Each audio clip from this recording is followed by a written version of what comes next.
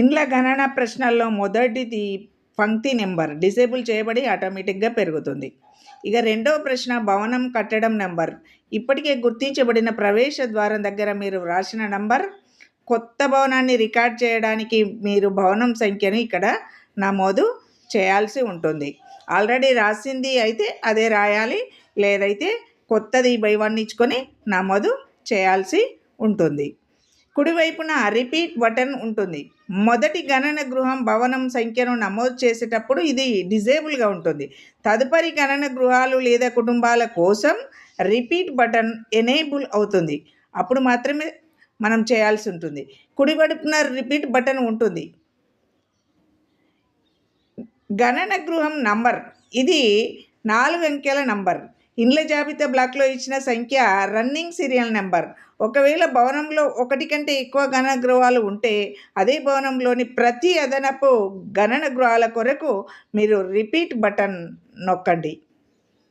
మొదటి భవనంలోని మొదటి గణన గృహం కోసం గణన గృహం నెంబర్ 001 డిఫాల్ట్గా సెట్ చేయబడింది. ఇది ఆటోమేటిక్గా పెరుగుతూ పోతుంది.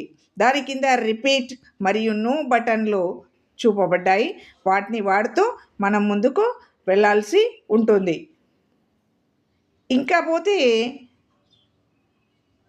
స్వీయ గణన గుర్తించి భద్రపరిచే పరికరం. మనకు పంక్తి నెంబర్ ఆటోమేటిక్గా వస్తుంది, భవనం నెంబర్ నమోదు చేయాలి, ఆటోమేటిక్గా నింపబడుతుంది. తర్వాత కుటుంబం సెల్ఫ్ ఎన్యుమరేషన్ చేసుకుందా లేదా తెలపాలి. నివాసము నివాసేతరను గుర్తించాలి. ఎస్డి అడుగుతుంది. ఎస్డి సరిపోతే డాటా ప్రదర్శించబడుతుంది, సరిపోకపోతే ఎడిట్ చేసి సబ్మిట్ చేయాలి. అయితే ఇక్కడ చూసేటప్పుడు మనము పరిశీలన చేయాల్సి ఉంటుంది.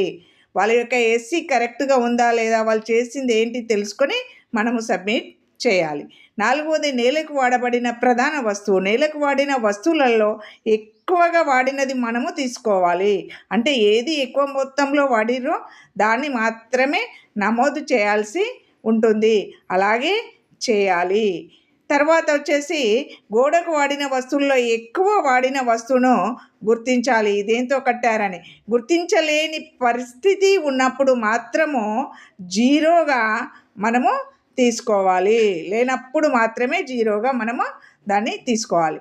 పైకప్పుకు వాడిన ప్రధాన వస్తువు ఆప్షన్ ఎన్నుకొని తర్వాతకు నెక్స్ట్ వెళ్ళడానికి నెక్స్ట్ బటన్ క్లిక్ చేయండి. దీంతో 6 ప్రశ్నలు పోతాయి.